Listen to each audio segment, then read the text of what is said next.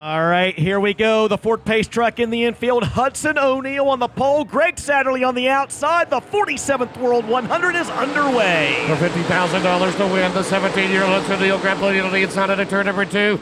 Down the back straightaway, Jonathan Davenport by half a car length. JD, that GR Smith rocket into turn number 3. The 2015 winner of the World 100 back out in front in 2017. The band is back together. Jonathan Davenport going to lead lap number 1. Hudson O'Neal going to fall in line in second. He slides up the racetrack, going to open up the door for the 22 of Greg Satterley. The front row going to go side by side right now for the second spot. Mike Marlar runs in fourth in the battle of the Clint Boyer teammates. Don O'Neal into 5. Darrell Lanning, who's been dominant there the last 2 nights with 2 wins. Meanwhile, on the bottom, here comes last year's winner, Bobby Pierce. Bobby Pierce, he started in the 7th spot, trying to make a little bit of headway right now on the inside of the racetrack. One thing that we talked about, James, one car's off the pace here at the back of the field, and it looks like Jeep Van Wormer's might be done a little bit early. One thing we talked about is just how much this racetrack changes throughout the course of the night. Scott Bloomquist got the 0 locked into the bottom, James. He started 13th. Bloomquist already up to 8. Looking for globe number 5 down the back straightaway. You see there as we have a battle between the 14 of Darrell Lanning and the 157 of Mike Marlar. Meanwhile, Jonathan Davenport has stretched the lead out, and we got a car slowing at a turn number 4. It's still Jeep. I think he's got a flat. Left rear tire, I believe, down to the 55 car. Yep. And we are going to... Yeah, we'll be under caution. Under caution. Caution is out for Jeep. JD looks good early on. Here we go. Eldora Speedway Pace truck in the infield. Green flag is back out, and we're underway. 4 laps scored, 96 to go. Satterley going to roll high, try to get a run on Davenport down the back straightaway. Davenport, though, real good coming up off the inside of that second corner. Mike Marlar going to take 3rd away. Don O'Neal going to move up into the 4th spot. Here they come, 5 laps scored. It's Davenport, Satterley, Marlar, the top 3. Hudson O'Neal's dropped back a little bit now behind 14 to Darrell Lanning. Right now, Greg Satterley running second. You see the Clint Boyer teammates up there. The 5 and the 14 have been solid the last 2 nights, both trying to win for the World 100. Both have made more than 20 starts. The 0 now underneath Hudson O'Neal. Meanwhile, Jonathan Davenport leading Satterley second, Marlar 3rd here in the World 100. Jonathan Davenport back out to a 1.3 second advantage already. There's a good look at second place. Greg Satterley in the 22 and Mike Marlar in the 157. And Mike Marlar now coming under fire from Don O'Neal. O'Neal angling that car to the outside. 2nd, 3rd, and 4th, all right there together. There's the peak antifreeze Cometic gasket number 5, owned by Clint Boyer, driven by Don O'Neal, seeking his first ever World 100 win. 7 laps complete. Down the back straightaway, you see Marlar, then Don O'Neal in the 5 car, then Darrell Lanning and Earl Pearson behind him. Scott Bloomquist in the 0 now. He gets pressure from McCready off at turn 4. There's Earl Pearson Jr., the number 1 car.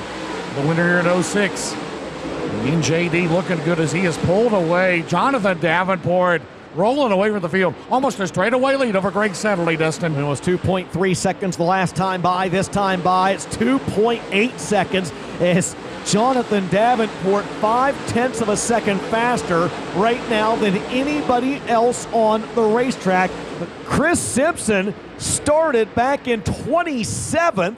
And on the inside of the racetrack, James Essex, he is working his way up to 9th. No, Bloomquist into McCready. No way. Got trouble when they gather it back up, but the caution is out. McCready with damage on the 39. 29 laps scored, 71 to go. Jonathan Davenport brings him back to the green. Greg Satterley on the outside. JD still just too tough right now. Lanigan works the bottom out of 2. That was close. Here comes Overton on the bottom, down the back straightaway. Brandon Overton with the move. And Brandon Overton's going to go to 3rd, Dustin. Wow, 17th to 3rd. Landing and not getting up without a fight. The battles back on the outside. Chris Simpson at one time was knocking on the door of 5th. Instead, he falls back just a couple spots. Scott Bloomquist is up to 6th. Scott Bloomquist is up to 6th. And Chris Simpson from 27th to 7th. Wow. Here they come battle now. Lanigan works the outside of Overton. Meanwhile, the top 2 remain Davenport and Satterley. There's the 0. Right there in front of the 32 is Simpson. Dale McDowell at 17. So McDowell and Bloomquist both in the sweet Bloomquist chassis. Earl Pearson to the top shelf down the back straightaway. Look at Satterley. Look at Greg Satterley up at the front of this field, not letting Davenport get away from him right now. 0.5 second lead at last time by for Jonathan Davenport as those 2 drivers put a little bit of distance between themselves and this battle or the rest of the field. There's the leader cam on the bottom of the screen, and there is Chris Simpson, who has worked his way up from 27th starting spot and is battling Scott Bloomquist, Earl Pearson Jr., and the others. And right now, he goes down the back straightaway around the outside of Jimmy Mars, and he is just absolutely putting the hammer on him here tonight.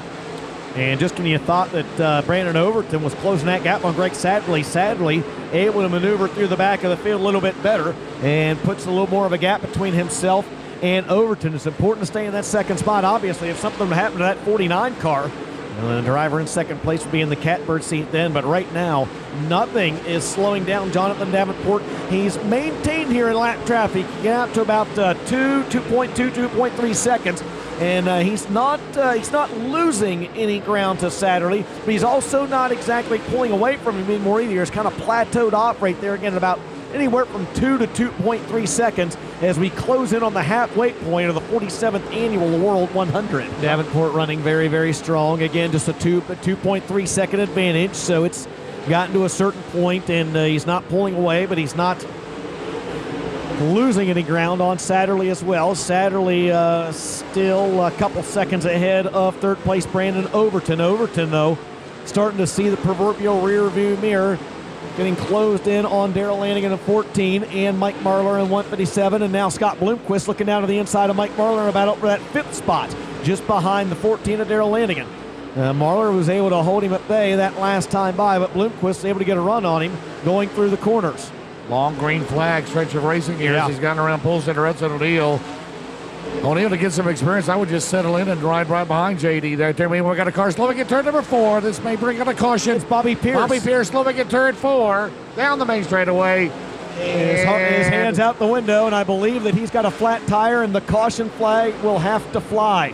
But guess what? Greg Satterley got a good restart at turn number 1.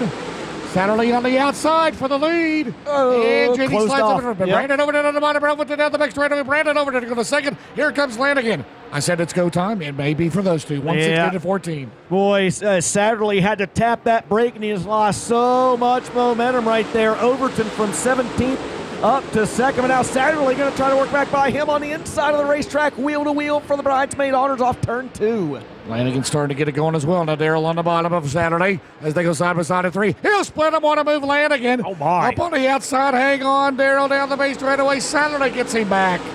Satterley got him back. And again, remember, before that caution flag, no, Scott Bloomquist, trouble on the 0. The 0 is in the infield. He's out of the race.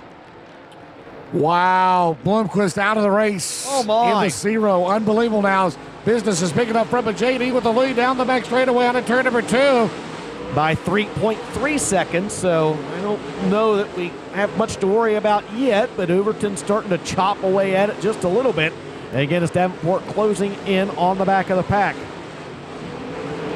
Brandon Overton, very limited experience to Eldora. Just the last couple of years he's been here.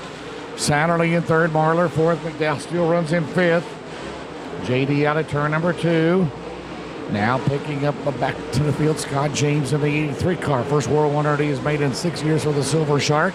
Brandon Overton is still chopping away, James. The eyeball test says he's getting closer. Well, it was 4 seconds. It was 3.6. It was 3.3, 2.8, and now it's 2.4 with 19 laps to go. He's still got a shot here as we pick up the tail of the field. Brandon Overton is closing on your race leader. We'll see what it is this time by as Davenport still working through the back of the field. 2.4 seconds last time. This time by 2.1. Brandon Overton starting to close in on JD with 18 to go. Still 12 to go into turn number 3. JD out of 4. Overton. Oh, boy. Will that momentum up top, can he build that back up, DJ? Down that they're still on the same straightaway into turn number 1. But the caution is out. Yellow flag out with 11 to go. Uh-oh. Here they come. Good start for Overton down the main straightaway. Let's see what this at turn number 2. Will JD yield the top shelf? And Satterley is there down the back straightaway over down his run. 10 to go coming up. Uh-oh. Brandon Overton down. Look at Satterley. Overton slips. Overton slipped, and that allows Satterley to get by, move Blue Eyes back up to the second spot. There's Dale McDowell. Look at Dale McDowell on the bottom. Greg Satterley now. Does he have it up over to the wall? It might have just ended right there. Over as to he the drops wall way again. back. But Greg Satterley now staying right with us. Look at Greg Satterley. Oh, my. Reeling it. Eyeing it. Here he comes, baby. Satterley's done a lot in his career, but it would have had to be considered an upset if he would win the 47th World 100. Satterley and the Robbie Allen wrench 22 for the time being, staying right with your race leader. 9 laps to go, and he bobbled. Satterley just bobbled a little in 3 and 4. Mike Marlar runs in third. Dale McDowell fourth. Fifth is Darrell Lanigan. 9 to go. Make it 8 to go. Right now, JD looks strong at a turn number 2. That might have been their best shot right there to get it done, but JD, right, am I right? Look out, the rest of Dirt Late Model Racing. This guy could get on a streak as he did 2 years ago, and there's the white flag, Dustin Jarrett. Final time around for your race leader, Jonathan Davenport. The driver out of Blairsville, Georgia, took the lead at the start of the race and goes uncontested. He will lead all 100 laps in the 47th World 100. Jonathan Davenport scores the victory.